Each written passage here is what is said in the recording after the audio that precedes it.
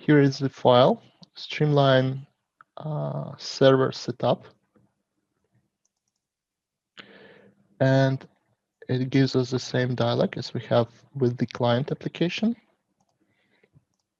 And after I install it, I'll see run GMDH Streamline Server Controller option.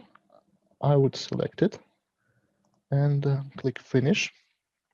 So controller started successfully. And here I have an icon of Streamline Controller. So this is a program that manages server start and server stop operations. So if I click on the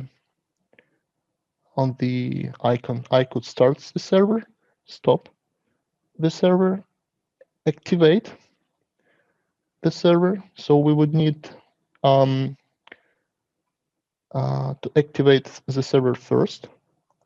And I can, well, currently it's activated on my side, but you would need to first activate it using your license. Then you should edit configuration. Here I selected a GSL file on my desktop. So once you selected a GSL file, you should notice the port number, and that's it. So 9980, that's okay. Well, I can start Streamline server in here.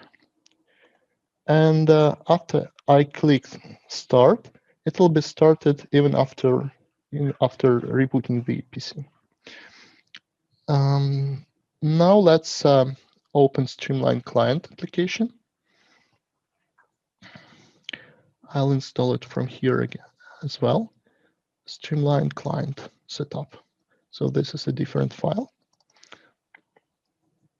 but the window looks very similar.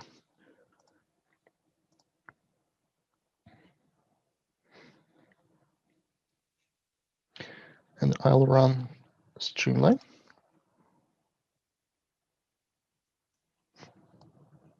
Here it is. Next, I click Connect Server, the same port number.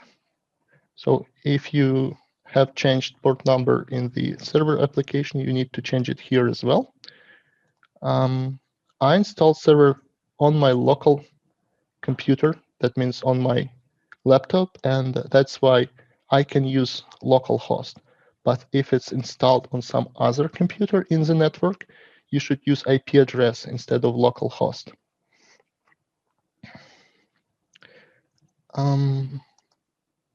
A connection was successfully established. And now I can use the project. So I can make changes in the project like this.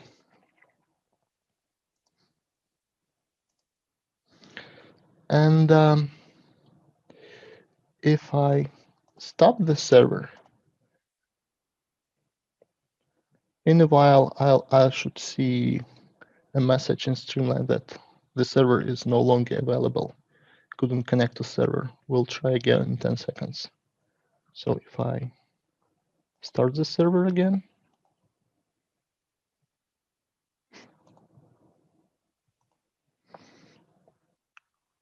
yeah, the warning should go away. That's it.